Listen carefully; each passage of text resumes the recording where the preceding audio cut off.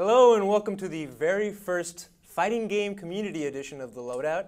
I'm your host, Efren Salinas. Not the usual guy you see sitting here, Jared Wynn. You can catch him every Monday, Tuesday, and Thursday talking about other games, not fighting games. And with me today, I'm very excited to announce our two new co-hosts and analysts. We have Radical Ray Chun, Mike Donka Schiller. Guys, say hello and introduce yourselves a little bit. Start you, Donka. Go on, man. I'm Mike Schiller. I go by Donka. I guess I'm known in fighting games for being a Marvel 3 player and an anime game player, but People still play that game? not as much anymore. Not as much anymore, Efren. I don't really like it anymore, I'll be honest. But yeah, no, I play my fair share of Street Fighter as well, and I'm just here to put my input on what's going on.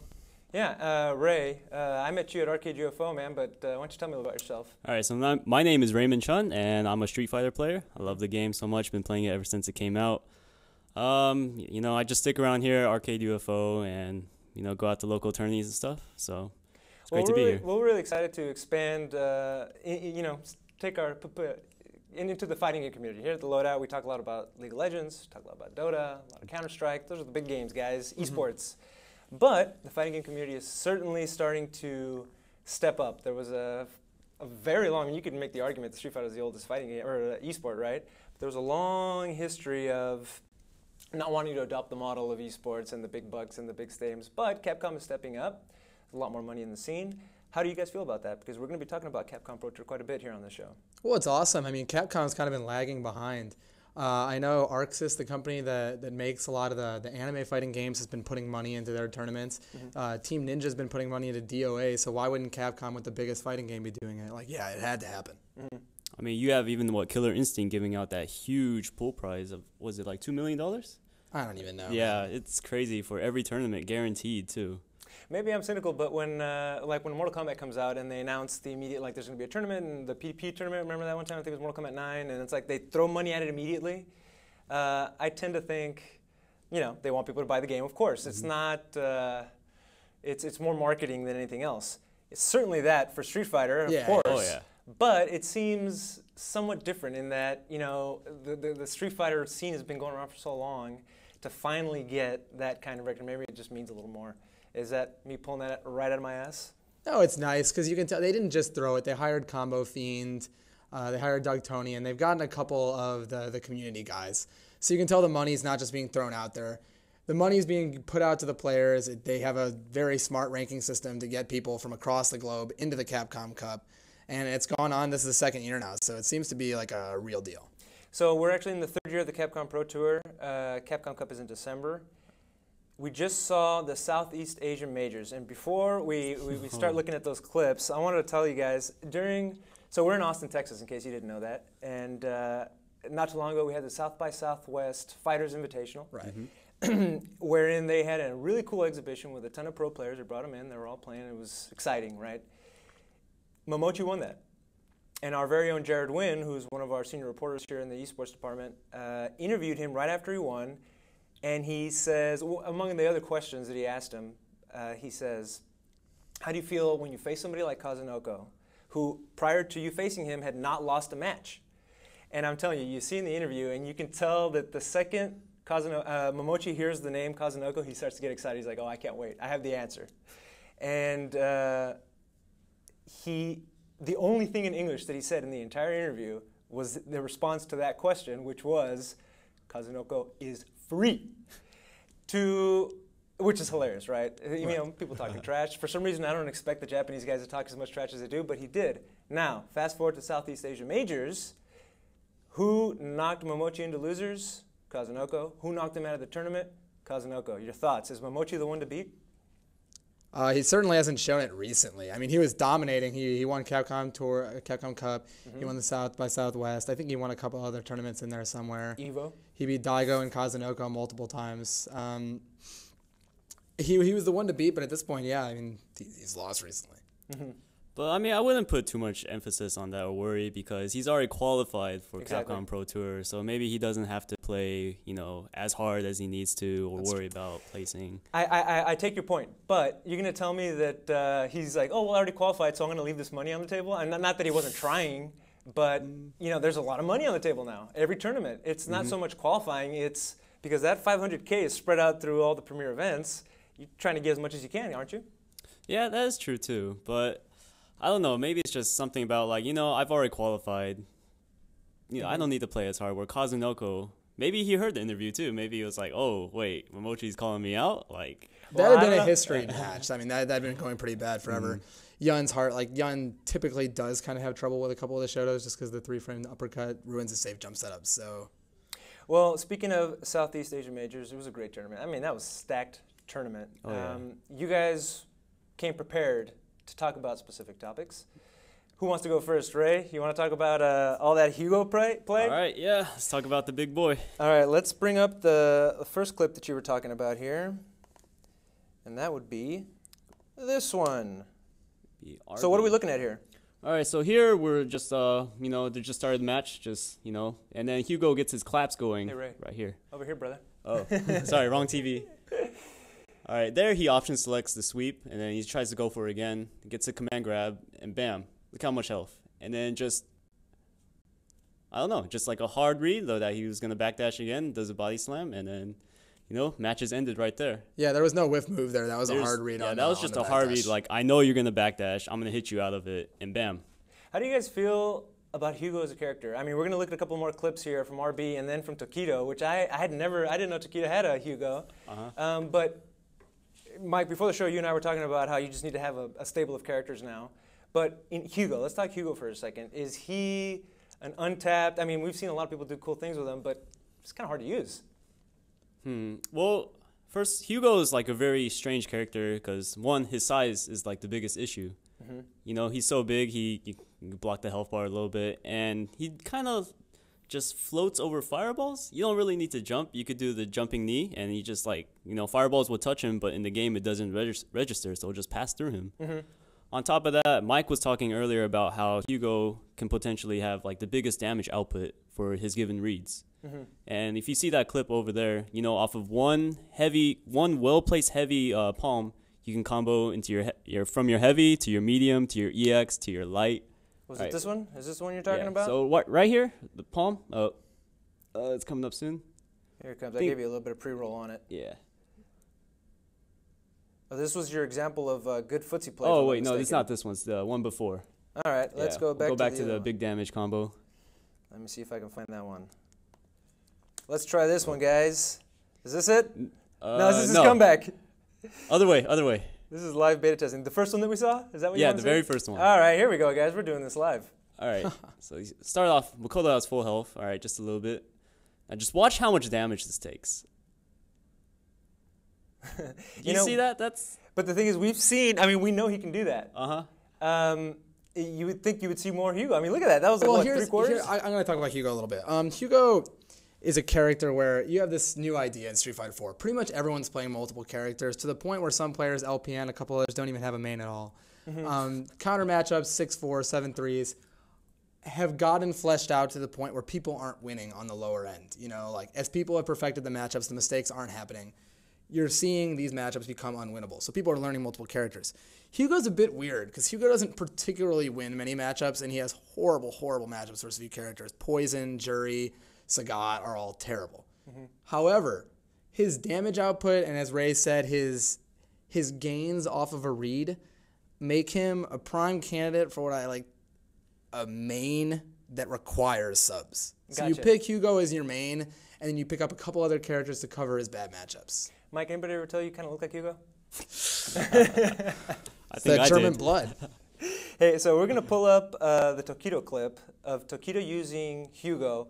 What do we need to be looking for here, and how do you feel about Taquito using Hugo? I actually like the idea of Taquito using Hugo because that means, first, he's putting in the time to learn these characters no one else is really using, and second, is showing, he hasn't qualified for Capcom Pro Tour yet. So this is showing that, he needs to pull something out of the bag to get this win so he can qualify for this big tournament.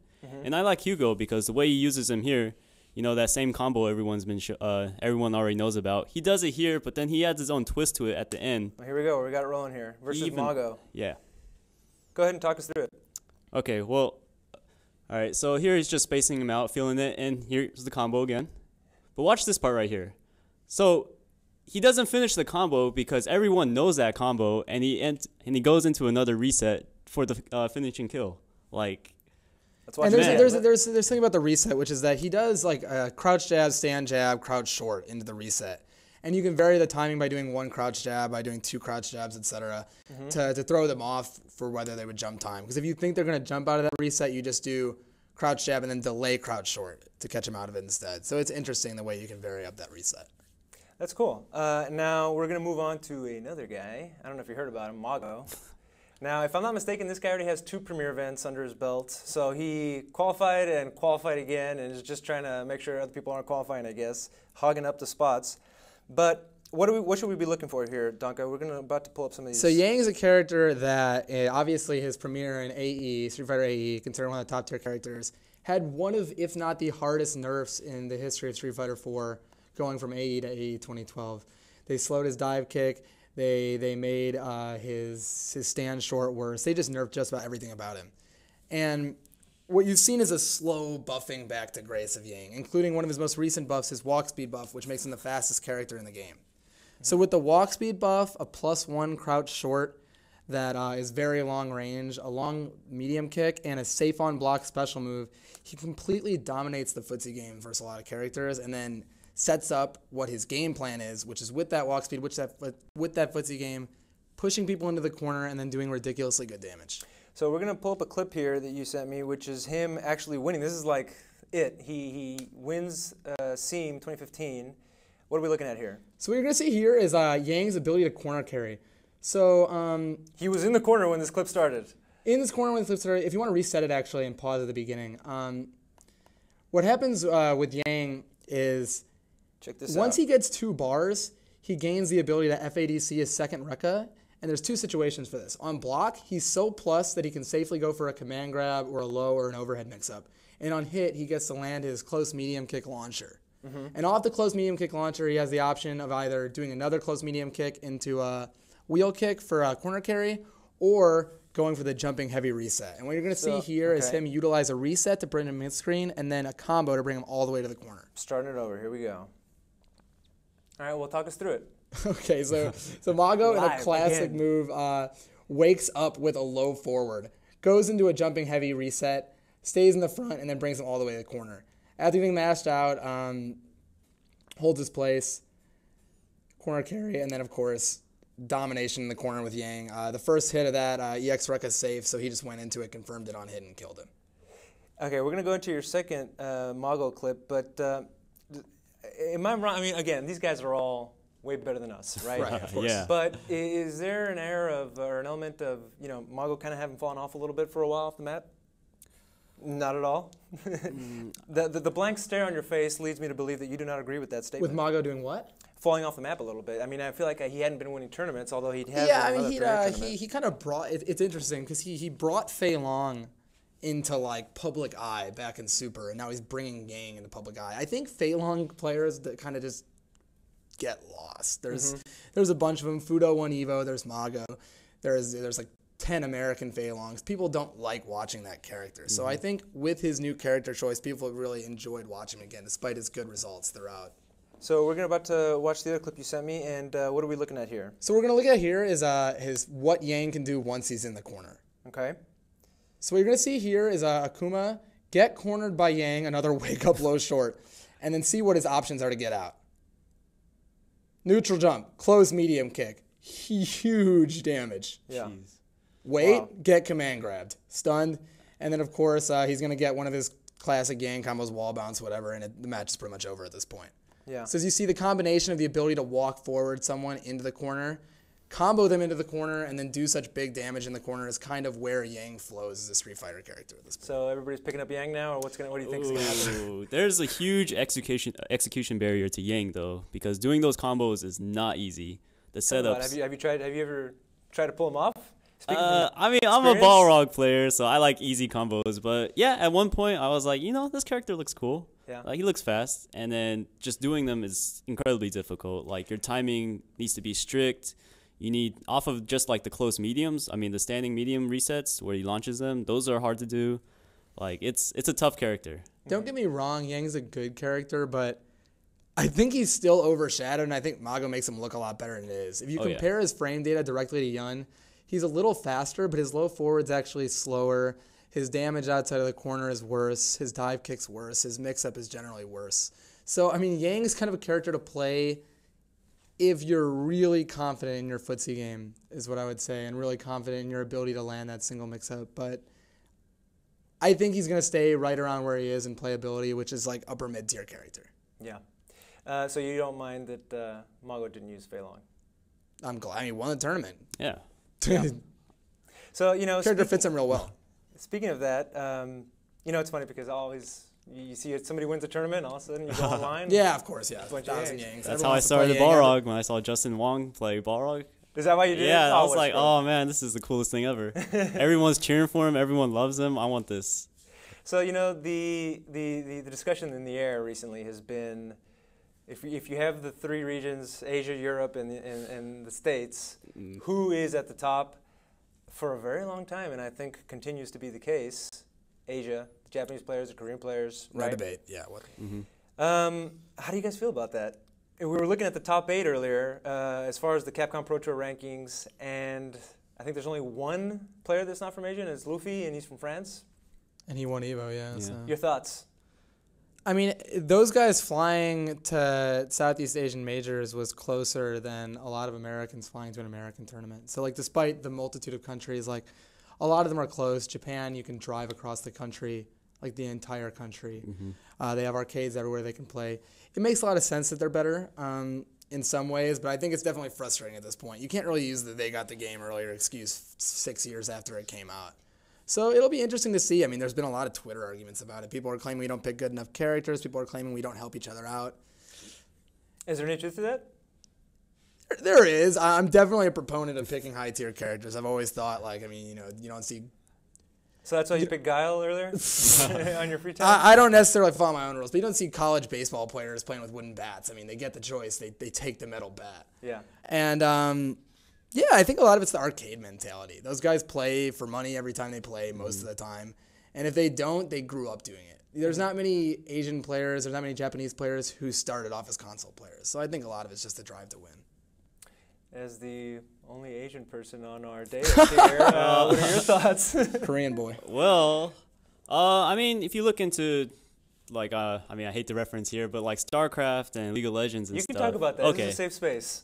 In Korea, I read so many blogs about how, people wake up, they play games like, 16 hours a day, go to sleep. Like, there's some kind of obsession there. You keep playing and playing and playing because you want to, reach goals for yourself, or you just want to be the best. Like, I think that's a huge thing over there is they always want to be the best.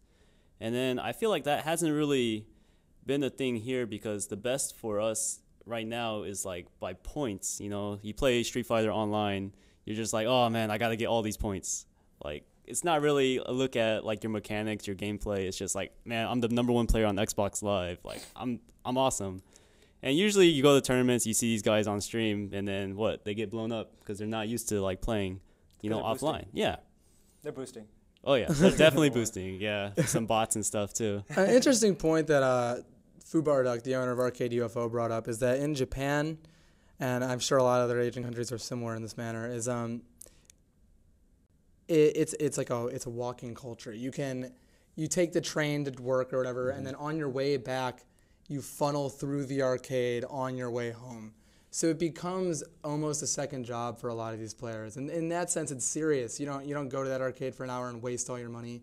You're going there for that hour to get better, whereas a lot of U.S. players and a lot of players in general, myself included when I used to play online, you get on when you want to get on. You play in your boxers in your room, and you lose, and you get mad, and you swear at something. I mean, that's how I do. We're talking about how the Asian players are probably the best, but this is still on everybody's mind. Street Fighter V at E3, there was a really cool exhibition. Kamofin was turning it up with all kinds of ways to showcase the game. One of those was the team tournament. And I don't know if you saw Justin Wong just running a train on everybody with Bison. And I think the first team tournament out of the gate, he OCV'd the Mad Cats team, which had, I think, if I'm not mistaken, Daigo, Taquito, and probably Mago or somebody on there. Does that mean that it's not true? If we all are on the same level, learning something at the same time that Asian players are not the best? I mean, I never thought they were inherently the best. I would hope so. I would hope that I'm not just genetically inferior, I guess. I probably am. I would like being born genetically superior. That'd be nice. But yeah, that's a topic for another day, man. You guys kind of like crazy gene therapy. We got, I mean, some people would say it's Justin, which is a little different. And of course, when you looked at the tournament, Justin got first, but then the other players behind him were generally Asian, at least in the singles event. But yeah, it's cool. And then segueing from that, we all get the beta at the same time. Everyone. So there's going to be no excuses, except that North America and Latin America are the only ones that don't have to apply to gain access to the beta. We get to get in no matter what. Everyone else, even Japan, has to apply. Well, I'll go on record to say that the Daily Dot has pre-ordered Street Fighter V, and as soon as the beta comes out, we'll be playing it here, ripping it apart, figuring out what's cool and what's not, and maybe even having some guys in here to play it. You guys excited for Street Fighter V? Oh, yeah. Ray, just oh yeah? Oh, yeah. I'm super excited. Oh, what are you excited about? I remember we were having a discussion earlier, and I was like, hey, are you mad? There's no boxer in there. To which you answered. He's here, but in a different form. Yeah? Tell me about that. How is it that you're... Okay, talking about Birdie, guys. How is it that Birdie, in your mind, replaces Balrog so far? I mean, nobody has said that Boxer's not in the game. All right. I mean, aside from gameplay and stuff, I'm the type of person that likes to look at just the, little interesting side facts, height, weight, interest, move lists, things like that. And some of his moves have like a raging bull or something like that. Yeah, it's like they gave him bullhead. Mm-hmm. They've even named his moves after I guess what you would formerly know Boxer to have. Mm-hmm. Gameplay wise, he has his crouching jab that's really good. You can combo easy combos, good mid-range footsies, good tools, big character. Dash punch. Yeah, dash punch basically. Yeah. Yes. I mean, I can see again, I take your point, Ray, but do you think that is indicating that we won't have Boxer in the game? Mike was talking about this earlier where it looks like Capcom doesn't want to reuse any old fighters they've seen in Street Fighter 4. Chun, yeah. Bison. I mean, Chun-Li, Ryu, you can't have a Street Fighter game without them. Right. But Boxer, he wasn't in Third Strike, so I would definitely believe they're taking him out this time. And I don't think Ken's going to be in the game. Nah. I don't think Balrog's going to be in the game. I don't think any more World Warriors are going to be in the game. I think they're making a big stretch to make this a dream match. I'm going to be honest, Street Fighter V could be one of the fighting game's last frontiers if it doesn't succeed heavily. You think so? I really do think so. Like the entire FGC and all the tournaments? I think we could go, I know it's being a little melodramatic. It's not going to go back to the CVS2 2000 arcade head days at all, but at the same time, if Street Fighter V there's nothing else coming out super major. I mean, we got Nitro plus Blasters, an anime game. And I think that's it. We've got that, and we've got Street Fighter V. Marvel is not going to have another game anytime soon. Mortal Kombat just came out. No one cares about Injustice 2. It's Street Fighter V. Anime players are going to play it. Marvel players are going to play it. Street Fighter players are going to play it. Everyone's going to play this game. And it looks like they're making it really accessible. So I think you're going to have FPS players playing this game. You're going to have a lot of people trying their hand at Street Fighter. So yeah, I mean, it's something to be really excited about. And I don't think they're going to try anything too crazy character-wise. I think they're going to bring back a lot of old favorites that you didn't see in Street Fighter 4 just to make that one guy who's like, oh, I really love Armika buy the game. I don't know who that guy is. Anybody who wants Armika in the game is thirsty, and they need to fucking take a cold shower, right? But this is likely the last Capcom Pro Tour that will have Street Fighter 5. I'm sorry, Ultra Street Fighter 4 in it. How do you guys feel about it? Do you lament the loss or the passing of our favorite pastime here? That's it? No. Why are you so ready to move on? Street Fighter 4 has become a profession. And while that's good in some ways, I do like that fighting games are hard. I think that you've watched the game evolve to the point where people are losing solely on executional errors a lot of the time. And people notice that there was many moments of that in Steam.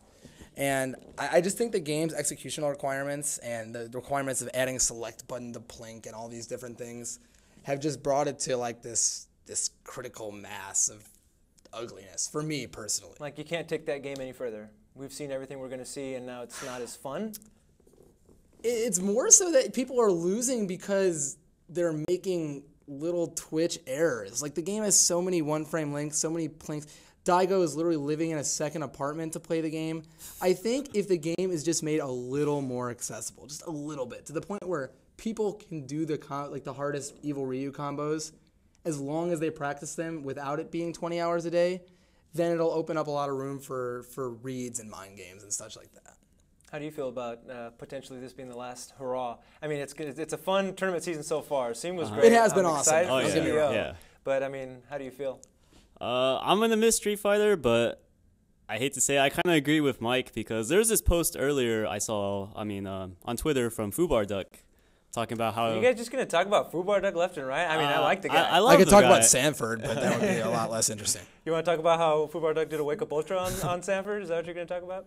Anyway, sorry to interrupt. Okay. Fubar Duck, Yeah, who is so- a very intelligent young man. Someone was talking on Twitter Young. about how there might only be like 16 characters for Street Fighter V on launch. And Fubar was like, that's okay because, do we really want a game to come like Ultra Street Fighter 4 with a roster of 44 characters? And I think that kind of goes into what Mike is talking about. It's a profession because you need to learn every single matchup. You need to know all the frame data. You need to know like every little gimmick, every character, everything, and there's like so many possibilities. It's just research on research on research. And then on top of the execution, but like, there's just so much you have to know, and if you don't know something, like, you're not going to learn it in a match or two. Like, it's just going to completely knock you off. And I think that's why so many people, like Asia, they're so good at it because they know everything. You can't get away with the gimmicks. I like gimmicks. That's why I use T-Hawk. I like gimmicks too, but segueing, that's a good point. The matchups and the number of characters is kind of a personal point for me. I know a lot of other people from slightly smaller scenes can definitely feel this, which is when you play in like a 30-character game or really any game, at the highest level, if you don't know the matchup and the other guy does, you're probably going to lose, like outright. So when you're playing with your 5 or 6 local guys and they cover 5 or 6, maybe 10 characters if they have a couple subs, you go out to these tournaments and you fly there and you beat all the guys where you know the matchup, and then you lose to these random, like not even necessarily good, but just characters you've never fought before. So I think having good online play plus having a small amount of characters is going to give less people excuses and give smaller scenes a chance to catch up. I mean, yeah, Japan has every character in the arcade, and Arcade UFO has like 6 Balrogs. I love playing Arcade UFO. I mean, this is not a show about the Texas FGC, but we're very fortunate here in Austin. We have the arcade, and just last night we had the Dallas guys come in, the San Antonio guys come in, and that was a special moment. That's something that I think is I'm not saying that this is all Street Fighter, but one of the positive benefits that I've seen, at least in our own local scenes here in Texas, is the growth of communities, and Street Fighter is the most popular game in those. Oh, yeah. Dallas has the Versus Gameplay arcade now, and there's Ultra Arcade in San Antonio. Can't forget those guys, and so that's really cool. And I'm excited about how that looks. But speaking of which, not IRL fighting game tournaments, but online tournaments. Our friends over at Panda X Gaming. If anybody who's been in the FGC long enough, you know who Panda is. Recently, poor guy had his gear stolen. Just a streamer. And just like that, everybody, what did you say? Just a streamer. I mean, He's just a streamer. Yeah. This guy's more than a streamer. yeah, of course. He's he is. amazing at the game. He's also oh a my friend. Goodness. Okay? And let me show you how much of a friend he is. This guy hooked it up, and he will be hooking it up every week with a match. Okay. So he sent us one from, speaking of Versus Gameplay Arcade, their brand new arcade there in Dallas, a match from the D-Town Beatdown, which happened last weekend. So we are going to watch a match. This is the last match of the final set between Sosick Nash fan, Chun player, and Hypersurge. Can we talk a little bit about the players before we watch it? Let's hear it. What can you tell me about Sosick Nash fan? So Sosick Nash fan is a multi-game player. I always respect that. I think you get a lot of fundamentals from playing multiple games. He's an online warrior, and he's an execution god. Like, this guy knows all of his combos. He practices the Chun lightning-like combos where you go from medium legs into heavy legs, etc., and then link afterwards. And what's interesting about him is he's also really solid. Yeah. So you actually get to see him play the footsies and open up the situations to land these combos. So I really like watching him play. I think he got top 32 at EVO this past year. He's real good. The only thing I could say about Hypersurge is that he's knocked me out of 2 tournaments now. And I'm a little bit salty, but I like the guy. He's really nice. So here, let's watch this match. Again, this is from Pandas Gaming. His streams, he does a great job on streams. And he sent us this. It's going to play, I promise. Here we go. And HyperSurge is a Dhalsim player from Dallas as well. Here we go. So I had to fast forward a little bit here, but so can you guys commentate this for us? Yeah, for sure. So Dhalsim Chun-Li is a matchup I can't promise that I know a lot about. Yeah. Chun-Li definitely has good, fast options and a extremely fast focus dash forward. So she can focus dash through his limbs and then punish him with stand medium punch or crouch roundhouse. So you're going to see a lot of focus dashing through limbs. Mm-hmm. What I like about this, and maybe this isn't, I mean, this is totally superficial and not technical thought here, but I love seeing the original Street Fighter characters from Street Fighter 2 being played on stream anytime I can. So this to me is fun. I love Dhalsim. I love watching F-Champs Dhalsim. So anytime there's a good Dhalsim on stream, I'm tuning in. Notice HyperSurge at max range at this point has a big life lead. Any singular move is probably going to kill at this point. Probably accidentally dashing in. I don't know why. What do you think, Ray? I mean, with the Dhalsim thing, you want to keep as far away as possible. You know, with the range, you can throw out your limbs safely. You don't have to worry about Chun-Li throwing her fireball because it's not going to last the whole entire screen as well.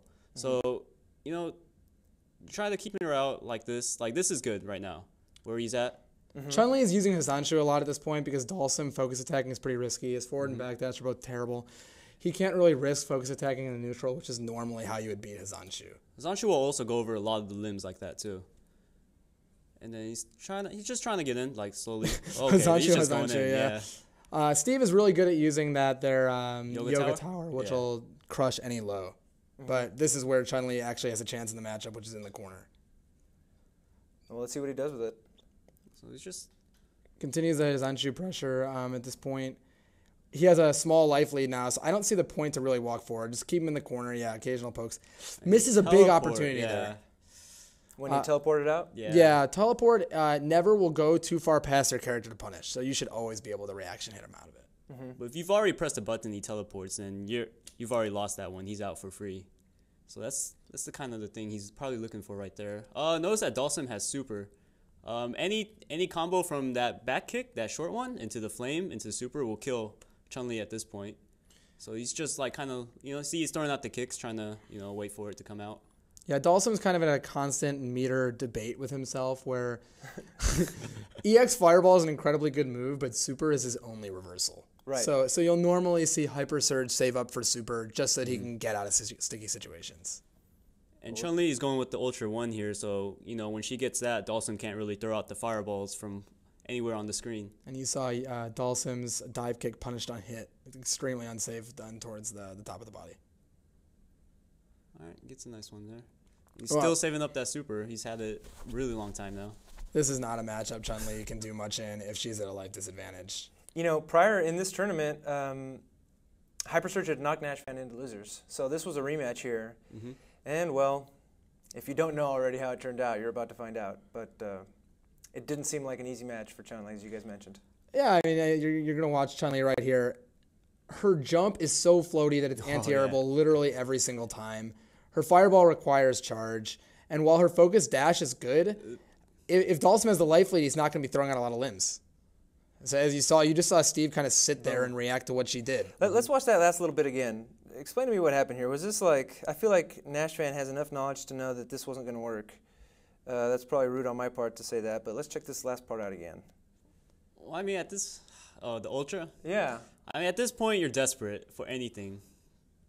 Maybe he's going to teleport I think he was far. hoping for a backdash or something, just like, at that point, the chip damage was probably going to kill him with a combined Yoga Flame plus the Ultra. So I think he was just doing whatever he could. Well, that was a new segment called Pandas Picks. And thanks to Panda X Gaming for hooking us up with that. And thanks to the VGA guys for letting us use that. If you live in Dallas, check them out. They're on Facebook. They're on Twitter, and watch out for HyperSurge. He just won the UFO tournament last night. He won the tournament in Dallas, and he's done really well at various national tournaments. So. It's crazy for me to hear that because it's Dhalsim, man. Like Dhalsim is not another matchup character. Yeah. So I mean, that goes to your point that you should know how to use different characters. And he plays Zangief as well. Okay, well, we're going to move on, change topics here a little bit. One of the other announcements that came out and tickled me a little bit, especially when seeing all the further details, was Ryu in Smash. So, I used to play Smash on the Nintendo 64 back in the day, and I played it casually, like a party game, and I never took it seriously. That's not to say it's not a serious game. I haven't found something that makes me want to watch it competitively because I don't really understand all the nuances to it. But when you put Ryu in it, and furthermore, put in real inputs to get a stronger version of every move, I think to myself, A, that's awesome. B, I'm going to watch Smash at EVO. But didn't you tell me that he's banned? Ryu's not allowed to EVO, sorry. Well, how do you guys feel, though, about having Ryu in a Smash game? What was the creator of Smash? What's his name? Sakurai. Yeah. I remember Sakurai was always complaining about how he doesn't want Smash to be like this competitive fighting game, super technical. And then he puts in Ryu, and he puts him in super technically. So it's just kind of like, okay, I don't really understand what's going on. Is he giving in or whatnot? So I just thought it was kind of funny and ironic. But, I mean, the way Nintendo brought about Ryu was just fantastic, straight out. Like, I mean, the inputs, that's awesome. They even got his stage. They got the music reworked. They got Ken trophies. Like, they did an awesome job bringing him in. And I think, this is a good place for him. Like, he's fun to play. He brings something new to the game. It's like you can parry with your shield on the right times. You can throw fireballs and do hurricane kicks, everything you want. He's got a focus attack in there, too, doesn't he? Yeah, he's got focus attacks. I've seen him do, like, 5 focuses to Donkey Kong because of his wonky hitbox and stuff like that. I'm about to rant about video games a little bit, Efren, and talk about why Ryu in Smash is actually a really good thing. All right, let's hear it. All right. So we're at a point in video games, right? You got a couple consoles, you got a computer. There's no entryway. No one has made a new console that's worked in who knows how long. PC is actually getting bigger and bigger as people don't want to buy a bunch of these little things to hook in their TV. There's not much of a reason to be withholding these things from each other anymore. These like amalgamations of characters, having Ryu in Smash. What if they put Captain Falcon in Street Fighter 4? Who knows? Oh my God. Show me moves. Whatever they do, it's not really hurting these companies. They're not selling less consoles because of it. In fact, they're probably selling more copies of their game because of it. So it's really nice that they put Ryu in. Execution, as a Smash player, I think it's cool that they gave him these command inputs.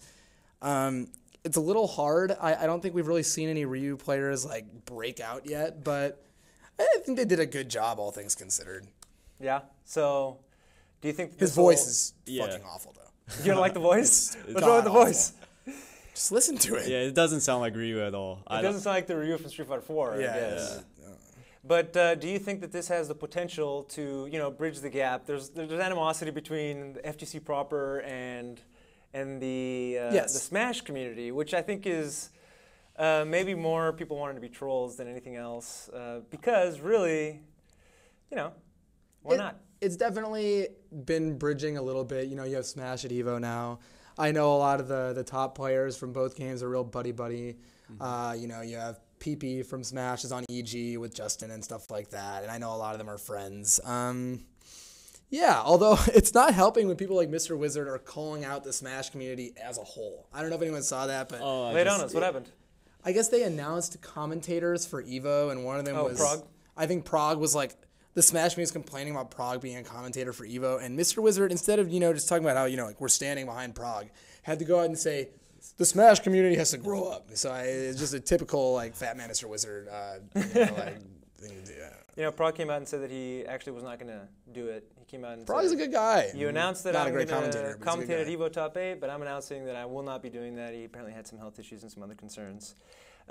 This weekend, we're about to wrap up the show, but this weekend we have another Capcom Pro Premier event, CEO Community Effort Orlando, hosted by none other than Jabali. That's always a fun tournament. Oh, it's going to be huge this year. The top 8 from Southeast Asia Majors, minus Shen, so 7 of them will be at CEO. So we'll have a bit of a repeat there of that stack tournament, or at least some of that talent. What are you guys looking forward to? All right. Daigo's going to be, as you said, all the 7 of the top 8 are going to be there. There's 1,600 players around the world going to be there. For everyone, this is their chance to prepare before EVO. Because, as you know, for Capcom Pro Tour, EVO points for first place, second place, third place, fourth place are, exponentially higher than all the premier events. So this is a good chance for all of them to, get situated in America, get used to a big tournament, and, segue into EVO. Other than that, Jabali's doing an awesome job with prize pool and money for like all the games all around. Yeah, it's like almost 70,000 total Yeah. for all the games Like, that they're going to be handing out. Today, I think he just announced that Twitch and Smash Boards or Smash TV or something are both like putting up 3,000 for grabs for Nice. Melee and Smash 4 each. So I mean, you have support coming from everywhere. I mean, Persona, he's got the customized P4U teddy belt. That's gonna be awesome. They look awesome. Oh yeah, and then a lot of people from Japan are actually coming to play Guilty Gear and BlazBlue, Persona.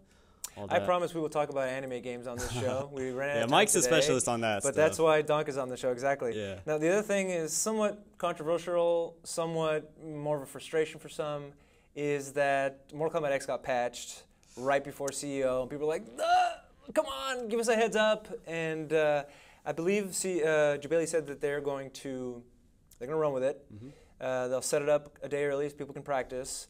But how do you guys feel about NRS and their system for patching games? It's not new, right? I mean, even Street Fighter gets patched, but we see it coming. It's funny because Mike's character was actually hit the hardest. Devora? Don't you use Devora? Yeah, she got hit. You know, I don't think patches are a bad thing. People complain. Sometimes things are wrong with games. And even if they're not wrong, sometimes things can be corrected or aided. However, you have to understand who your audience is. And your audience is fighting game players. Fighting game players are going to a tournament this weekend where they have put in hours and hours and hundreds of, maybe even thousands of dollars to get into this tournament. So patching it right beforehand screws them over. Patching it this frequently screws everyone over by not allowing people to know exactly what they're doing with their characters. And they haven't really given any basis as to where they're getting the feedback to patch these characters based off of. You know, there was talk during the MK9 days where they were saying we have a system where we're getting like all the stats from every match that's being played is like going into some big brain database and, online? we're basing it off of that. That's Who cares? Let me just say the net play is terrible for Yeah, it's a little Mortal rough. Kombat. It's Yeah. rough. I mean, when you are going to patch a game, you want to, and they did a really good job with this the first patch, you want to make sure that you're not drastically changing it, unless that's what people really want. And people liked Mortal Kombat 10. So you got to make sure that you're keeping characters relatively the same, maybe buffing up the low tiers.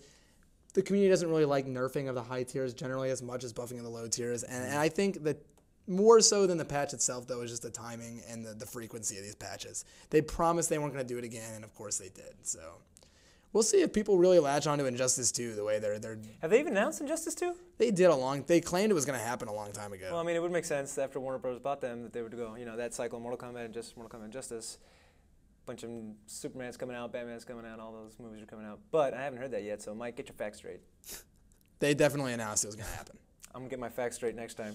Guys, thank you so much for joining us here on the Loadout Fighting Game Community Edition. Sorry we were a little bit late. If you like this kind of stuff, tomorrow at this hour we'll be talking Counter-Strike with Jared Wynn, the senior esports reporter at the Daily Dot. Hope you guys liked it. I'm Efren, your host, and with us was Mike Donka Schiller and Radical Ray Chun. Bye, guys.